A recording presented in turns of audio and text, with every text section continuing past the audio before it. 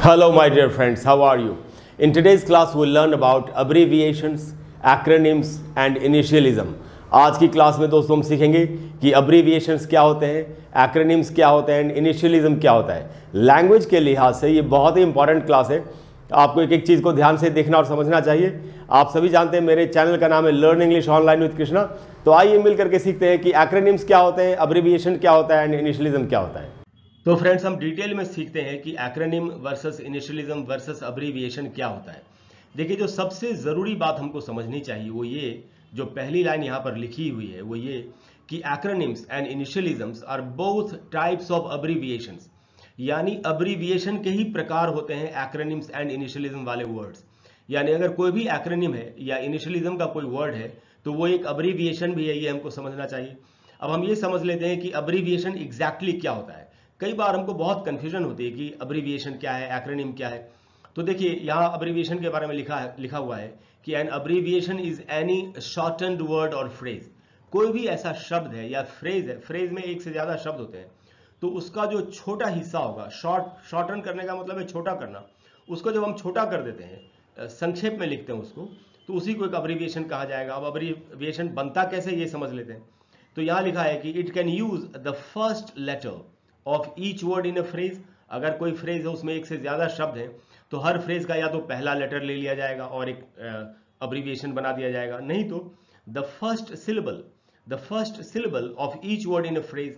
अगर कोई फ्रेज है और उसमें एक से ज्यादा शब्द है तो हर शब्द में जो पहला सिलेबल होगा. सिलेबल क्या होता है दोस्तों, एक वर्ड को आप कई हिस्सों में बांट सकते हैं, इन्हीं को सिलेबल्स कहते हैं. और ये सिलेबल्स कैसे बनते हैं, कैसे डिसाइड होते हैं, ये अगर आपको सीखना हो तो मेरी एक प्लेलिस्ट है जिसका नाम है इंग्लिश प्रोनाउंसिएशन एंड फोनेटिक्स. उस प्लेलिस्ट में आपको एक वीडियो मिलेगा व्हाट इज अ सिलेबल. तो आप वहां उस वीडियो को देख करके ये भी समझ सकते हैं कि सिलेबल क्या होता है. तो ये लिखा हुआ दोस्तों कि फ्रेज में जितने वर्ड्स हैं उनका पहला सिलेबल लेकर के भी एक अब्रीविएशन को बनाया जा सकता है. और आखिरी बात जो लिखी हुई है वो ये कि just the first few letters of a word. अगर एक ही वर्ड है तो उसके पहले कुछ लेटर्स लेकर के भी एक अब्रीविएशन को बनाया जा सकता है. कुछ एक एग्जाम्पल्स है यहाँ पर, उनको देख लेते हैं. जैसे पहला एग्जाम्पल है, जैसे मंडे के लिए हम सिर्फ MON लिख देते हैं, आपने अक्सर ऐसा देखा होगा. प्रोफेसर के लिए सिर्फ PROF लिखना, ये भी आपने देखा होगा, या बोलना भी, बोलते भी हैं लोग कई बार शॉर्ट में. अप्रोक्सीमेटली के लिए सिर्फ अप्रॉक्स लिखना. फीट और फीचरिंग के लिए सिर्फ FT लिखना. केयर ऑफ के लिए इस तरीके से लिखना, केयर ऑफ को. अपार्टमेंट के लिए APT को लिखना. डू इट योरसेल्फ जो कि एक फ्रेज है, इसके लिए सिर्फ DIY को लिखना. एस्टैब्लिश्ड के लिए EST लिखना. वर्सेस के लिए इस तरीके से वर्सेस को लिखना, V और S. या डॉक्टर के लिए सिर्फ डॉक का इस्तेमाल करना. तो ये अब्रीविएशंस के एग्जांपल्स हैं. अब हम सीखते हैं कि एक्रोनिम क्या होता है. थोड़ा सावधानी से हमको सीखना होगा. देखिए एक्रोनिम के बारे में यहाँ ये बताया जा रहा है कि an acronym is a type of word formation process. Acronym जो होता है एक्चुअली एक नया वर्ड ही बन जाता है. एक्रोनिम एक वर्ड फॉर्मेशन का प्रोसेस है, एक नया वर्ड हम बना लेते हैं. कैसे? It refers to a word formed from the initial letters of a name. अगर कोई नाम है, किसी भी संस्था का नाम है, तो उसके जो उसमें जितने भी वर्ड्स होंगे उनका एक एक लेटर ले लेंगे या तो, और by combining initial letters of a series of words. यानी अगर कोई भी नाम है तो उसका पहला लेटर, और ऑब्वियसली उसमें एक से ज्यादा वर्ड्स होंगे तो हर सबका एक एक लेटर हम ले लेंगे, पहला लेटर ले लेंगे, और हम एक नया वर्ड बना देते हैं और उसको एक वर्ड के रूप में बोलते हैं. ये जानना बहुत जरूरी है. देखिए ये जो लाइन है, it is usually pronounced as a word on its own. इस बात को याद रखना बहुत ही बड़ा जरूरी है कि एक्रोनिम में क्या होता है कि जब आप अलग अलग लेटर्स लेते हैं किसी भी नाम से, कोई अगर एक लंबा चौड़ा नाम है जिसमें 3-4 वर्ड्स हैं और हर किसी का पहला लेटर अगर आप ले रहे हैं तो इसको एक नाम की तरह पढ़ा जाता है. अभी एग्जाम्पल से एकदम क्लियर हो जाएगा. यहां पर और थोड़ी सी जानकारी है कि an acronym is a word created by combining the first letter और syllable of each word in a phrase to create a new single word. अब आप समझ रहे हैं कि अगर कोई भी नाम है जिसमें बहुत सारे वर्ड्स हैं तो या तो उनका पहला लेटर ले लिया जाएगा, नहीं अगर वो फ्रेजेस ही हैं तो हर फ्रेज का में जितने वर्ड्स होंगे उनका पहला सिलेबल लेकर के भी एक एक्रोनिम को बनाया जा सकता है. और मैंने वो लाइन यहाँ पर फिर से रिपीट कर दी है कि it is usually pronounced as a word on its own. तो ये अपने आप में एक नया वर्ड बन जाता है. कैसे? अभी एग्जाम्पल से क्लियर हो जाएगा. देखिए ये रहे एग्जाम्पल्स, जैसे नेटो आपने बड़ा सुना होगा, आजकल वैसे भी चर्चा चल रही है नेटो की बहुत ज़्यादा। तो नेटो जो है ये इसका जो फुल फॉर्म है ये नॉर्थ एटलांटिक ट्रीटी ऑर्गेनाइजेशन। अब समझना क्या है हमको, देखिए ये नॉर्थ एटलांटिक ट्रीटी ऑर्गेनाइजेशन से हर वर्ड का पहला लेटर ले लिया गया है, लेकिन इसको NATO नहीं पढ़ते, इसको नेटो पढ़ते हैं। यही यही डिफरेंस है। एक्रोनिम ये होते हैं कि इनको एक नाम की तरह पढ़ा जाता है, अलग अलग करके नहीं। जैसे अभी हमने देखा था अब्रिविएशन में डू इट योरसेल्फ के लिए हमने उसको पढ़ा DIY, उसको हम DE ऐसे हमने नहीं पढ़ा। लेकिन एक्रोनिम में क्या होता है कि जो आप लेते हैं पहले लेटर्स हर वर्ड में से, तो इनको एक नाम की तरह पढ़ा जाता है। दूसरा देखिए रेडार, अब इसको भी एक वर्ड की तरह पढ़ा जा रहा है। इसका फुल फॉर्म होता है रेडियो डिटेक्शन एंड रेंजिंग। अब तो जितने भी वर्ड्स इसमें सबका एक एक लेटर या रेडियो का RA ले लिया गया है, डिटेक्शन का D लिया गया है, एंड का A है और रेंजिंग का R है। तो या तो पहला सिलेबल ले सकते हैं या पहला वर्ड ले सकते हैं, और इसको RADAR नहीं पढ़ा जाता, इसको रेडार पढ़ा जाता है। तो यही एक्रोनिम है, जितने भी आप लेटर्स लेंगे या सिलेबल लेंगे उनको एक नाम की तरह पढ़ा जाएगा। एड्स का फुल फॉर्म है अक्वायर्ड इम्यून डेफिशिएंसी सिंड्रोम, तो एड्स को भी हम एक पूरे वर्ड की तरह पढ़ते हैं।